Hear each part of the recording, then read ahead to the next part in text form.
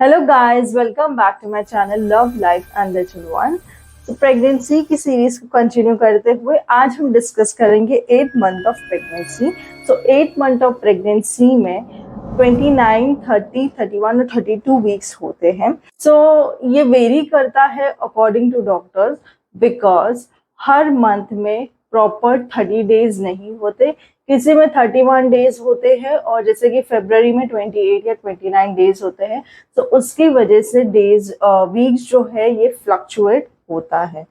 So doctors के करीब अभी भी जो है ये एक रनिंग 7th मंथ है, बट हमने जो वीक्स को डिस्कस करते हुए जो यहाँ तक पहुंचे हैं, so according to our series अभी ये हमारा रनिंग 8 मंथ है। सो आज हम डिस्कस करेंगे हमारी बॉडी में क्या चेंजेस होते हैं, हमारे बेबी में क्या चेंजेस होते हैं और हमें इस मंथ क्या केयर और टिप्स को फॉलो करना चाहिए। तो वीक बाय वीक हम देखेंगे इन सब का डिस्क्रिप्शन। सो अब डिस्कस करते हैं 29th वीक ऑफ प्रेगनेंसी। सो ये वीक में हमारा 3rd ट्राइमेस्टर स्टार्ट हो जाता है। सो ये वीक इमोशनली और फिजिकली काफी चैलेंजिंग होता है। इसी वीक से बेबी के किक्स ज्यादा फील होना स्टार्ट होते हैं। सो ऑन एन एवरेज हमारा 9 to 12 kgs बढ़ जाता है। बैक पेन, प्यूबिक पेन और पैल्विक पेन, ये सारे पेन्स जो है वो बढ़ जाते हैं। तो हमारा बढ़ता हुआ यूटेरस है वो हमारे डायफ्राम को टच करता है। तो डायफ्राम जो होता है वो फेफड़ों और एब्डोमेन कैविटी के बीच में एक पर्दा होता है जो दोनों को सेपरेट करता है। सो जो हमारे फेफड़े हैं उनकी जो लास्ट वाली बोन है वो इनकम्प्लीट होने की वजह से ये बढ़ता हुआ यूटेरस को चुभती है। सो ये काफी फील होती है। एंड ऑल्सो हमारा जो बढ़ता हुआ यूटेरस है वो हमारी मेजर ब्लड वेसल्स होती है उन पर भी प्रेशर डालता है। तो उसकी वजह से पैरों पर भी स्वेलिंग होती है, ऑलमोस्ट पूरी बॉडी पर स्वेलिंग होती है, टमी की साइज भी बढ़ जाती है। अभी हम हमारा फीट भी नहीं देख पाते हैं। तो अगेन बढ़ते हुए यूटेरस की वजह से यूरिन फ्रीक्वेंसी भी बढ़ जाती है। तो आइए देखते हैं अब हमारे बेबी में क्या चेंजेस होते हैं।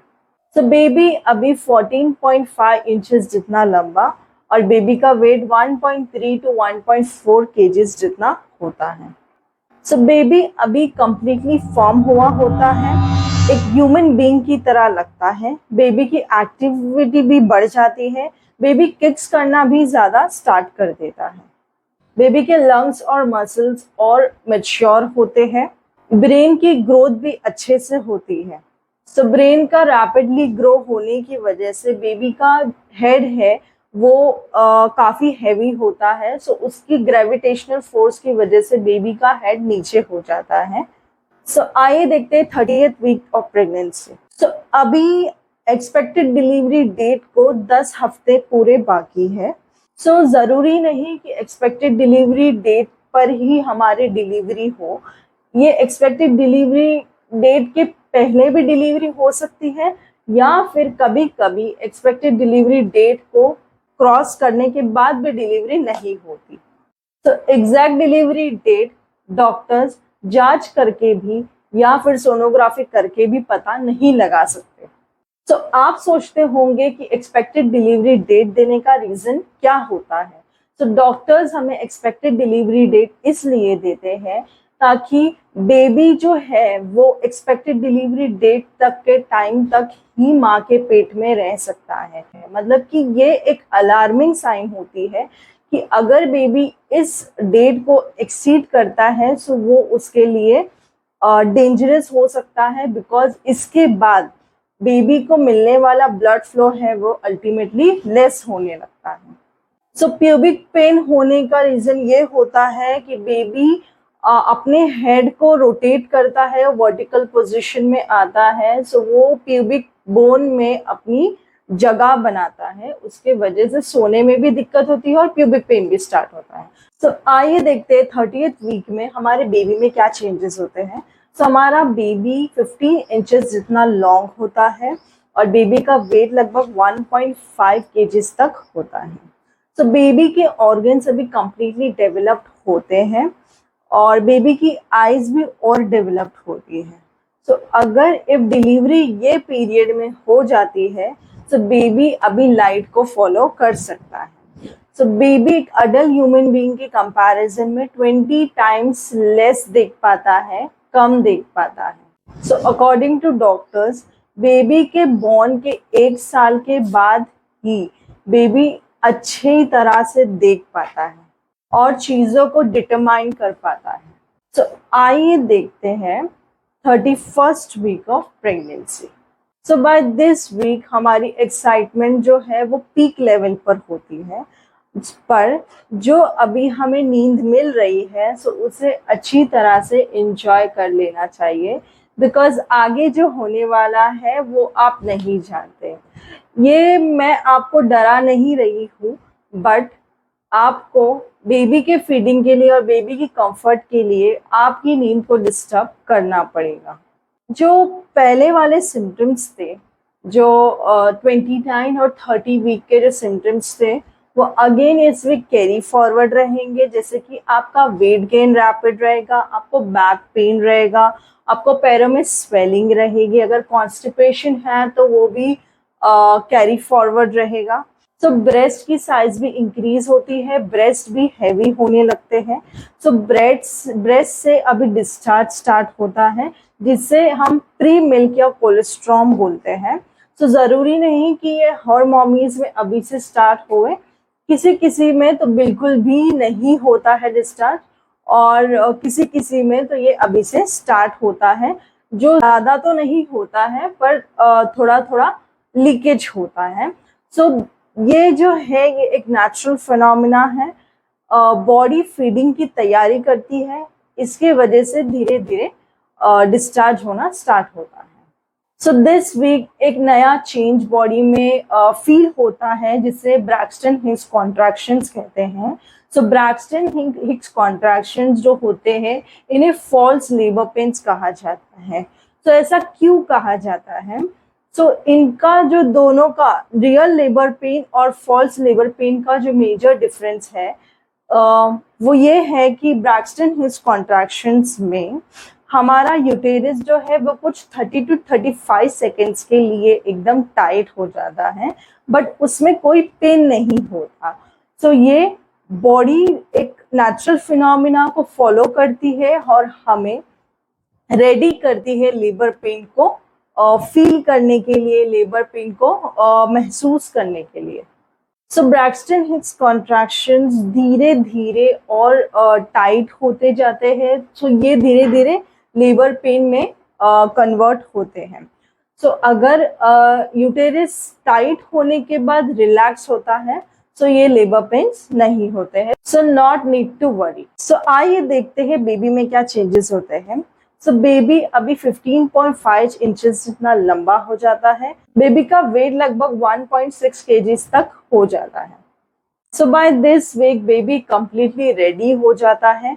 बेबी का अभी वेट गेन ही बाकी रहता है। सो आगे के सारे वीक्स में अभी बेबी वेट गेन ही करता है। सो बेबी के स्किन के नीचे अभी फैट डिपोजिशन बढ़ने लगता है। बेबी के हेयर्स भी अभी निकलने लगते हैं। सो बेबी का बॉर्न वेट यानी कि इंडियन बर्थ वेट जो होता है वो 2.5 to 3.2 kgs जितना होता है। सो बेबी अभी आगे की वीक्स में वेट गेन ज्यादा करता है। बेबी के फैट डिपोजिशन की वजह से बेबी की बॉडी के व्रिंकल्स भी अभी डिसअपियर हो जाते हैं। बेबी के मूवमेंट्स अभी नोटिसेबल होते हैं। बेबी की किक्स भी अभी ज्यादा फील होती है। बेबी अभी और एक्टिव हो जाता है। सो अब डिस्कस करेंगे 32 weeks of pregnancy. So by this time tiredness बहुत ज्यादा रहती है, लेकिन by all the passing times आप आपके बेबी के और नजदीक पहुंचते हैं। सो अब तक हमारा यूटेरस नाभि के 5 इंचेस जितना ऊपर आ जाता है। ये बढ़ते हुए यूटेरस की वजह से हमारे डायफ्राम पर प्रेशर पड़ता है और हमारे लंग्स फुल नहीं पाते। उसकी वजह से हमें सांस लेने में दिक्कत होती है, टायर्डनेस फील होती है और ऑक्सीजन की कमी भी फील होती है। ये सारे एक नेचुरल फिनोमिना है, एक नेचुरल चीज है जो होती है। अभी हमारा वेट हर वीक हाफ केजीज जितना बढ़ेगा। हमारे बॉडी का ब्लड वॉल्यूम भी 40 to 50% जितना बढ़ जाता है, बिकॉज ये एक नेचुरल फिनोमिना है। क्योंकि बॉडी का इतना डिमांड भी रहता है, बॉडी को ब्लड भी ज्यादा चाहिए रहता है, और सेकेंडली जब डिलीवरी होती है सो उसमें भी काफी सारा ब्लड लॉस होता है। So by this natural phenomena को यूज करके बॉडी वॉल्यूम, ब्लड वॉल्यूम को इंक्रीज करती है बाय 40 to 50%। तो अगेन अगर कॉन्स्टिपेशन की शिकायत थी तो वो इस वीक भी रहेगी, बैक एक भी इस वीक रहेगा, और अगर पाइल्स की शिकायत थी तो भी वो कैरी फॉरवर्ड रहेगी। तो आइए देखते हैं हमारे बेबी में क्या चेंजेस होते हैं। सो बेबी अभी 16 इंचेस जितना लंबा होता है। बेबी का वेट अभी 1.8 kgs तक होता है। तो बेबी का स्केलेटन जो है वो कंप्लीटली फॉर्म्ड होता है, लेकिन बेबी के जो बोन्स है वो अभी सॉफ्ट होते हैं। सो अभी से वो हार्ड होना स्टार्ट होते हैं। बेबी के हैंड्स और लेग्स के नील्स भी अभी डेवलप होना स्टार्ट होते हैं। बेबी के लंग्स भी और मैच्योर होना स्टार्ट होती है, बिकॉज बेबी के सारे ऑर्गन्स तो डेवलप्ड अब तक हो जाते हैं, लेकिन लंग्स है वो अभी धीरे धीरे और मैच्योर होना स्टार्ट होती है। बेबी अभी स्लीप साइकिल को सेट करता है, उसका जागने और सोने का टाइम वो खुद सेट करने लगता है। तो बेबी अभी पोजीशन ऑक्यूपाई करना स्टार्ट करता है। तो आइए देखते हैं 8 मंथ में हमें क्या केयरिंग टिप्स को फॉलो करना चाहिए। तो जैसे कि हम जानते हैं हमारा बेबी बहुत रैपिडली ग्रो होता है, तो बेबी की रिक्वायरमेंट्स भी ज्यादा होती है। On the other hand mother का वेट भी इंक्रीज होता है, सो मदर की रिक्वायरमेंट्स भी इंक्रीज होती है। तो इसकी वजह से हमें हमारे डाइट का बहुत ध्यान रखना चाहिए। हमें प्रोटीन रिच डाइट कंज्यूम करना चाहिए, कैल्शियम रिच डाइट कंज्यूम करना चाहिए।